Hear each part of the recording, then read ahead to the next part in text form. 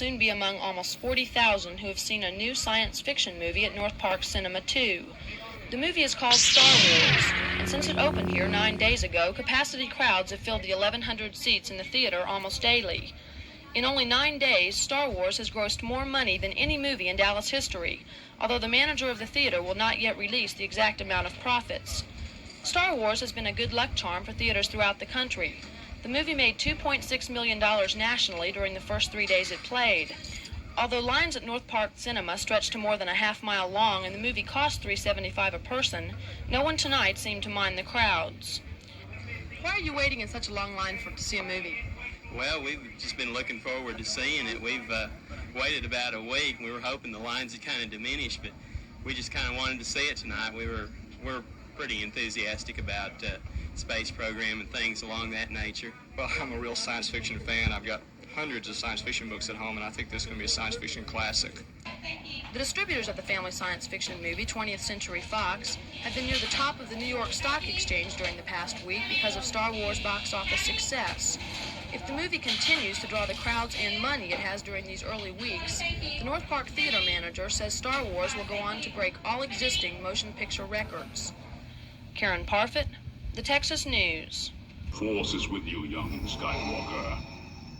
But you are not a Jedi yet. But there's a surprise about to be revealed. A startling connection between Darth Vader and Luke Skywalker.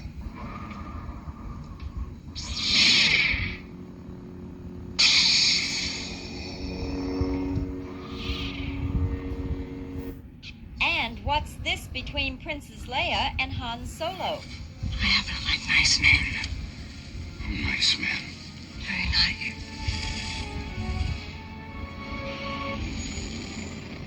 The Empire Strikes Back cost twice as much to make as Star Wars, but Star Wars grossed nearly $500 million worldwide. This makes it the box office champion of all time. The movie is called The Return of the Jedi, but this girl is wearing a t-shirt advertising The Revenge of the Jedi. My friend over here has a poster that says Revenge of the Jedi, which, they changed it to Return, and so that means it's worth a little bit of money because it's a collector's item. Perhaps it's that type of finagling that has helped Star Wars trilogy develop a cult following. Just getting up early or staying up late for a place in line is proof of one's allegiance to Lucasism, but there are temporal reminders for those who may border on heresy. To sleep, perchance to dream. Aye, there's the rub until the ticket office opens. From the scenes, I'm looking forward to it. I think it's going to be a lot of fun. Why is it important to be in line today? Well, to see the first showing, there's nothing I hate worse than have somebody who's already seen it before sitting behind me in the theater telling me what's going to happen next. Some critics say the movie is a bit disappointing. To these apostles, that's blasphemy. So far, I haven't come up with a movie so far that they've agreed the same way I have. Clint Bond, Channel 5 Action News, Dallas. That summer is Mark Hamill's first film since Star Wars. Now, the top-grossing movie of all time, surpassing even Jaws.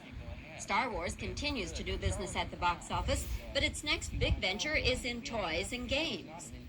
Mark, there's a report that there will be $250 million worth of toys and games and T-shirts and that kind of paraphernalia. Now, will you get any share of those profits? No. Nothing? No. Not 1 cent? No.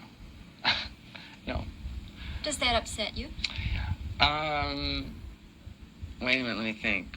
No, actually, I tried to negotiate before I signed the contract. See, I'm no dummy. I mean, everyone said, do you think it was going to be a hit?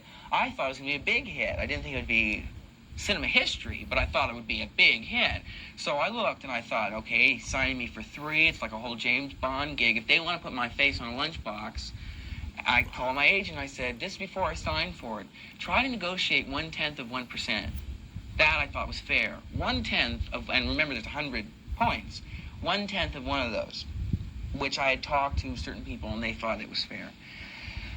Well, of course, I was unknown. That's a big laugh. Forget it. But on the other hand, George did give us 1/4 of a point of the film's. I don't know whether it's gross or profit. It mixes me up, but I've gotten checks. A lot of money? Well, they say what I have 1/4 of a point. Do you really want to know all this? Is Yeah. Yeah, very substantial. $1 million or more? About that. I guess, or From a the little bit picture. less from the picture. That's from the And But what about Indiana Jones? Will Harrison Ford do a sequel to The Temple of Doom? We're meant to start one in January of 1986. That'll be out the year after that. And where will it be shot? What sort of exotic location?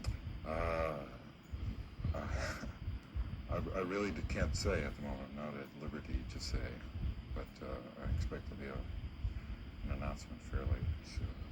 And what about Star Wars 4? Have you heard something I haven't heard? I don't think there are any plans for another Star Wars at the moment. I don't have any plans to continue to do that character. But if the time were right, the money were right, and George said, Harrison, I need you. No. No. To George Lucas? Why not? So don't look for any more Han Solo from Harrison Ford, but do look for Harrison Ford in Witness starting February 8th. Bobby Wygant, Channel 5 News.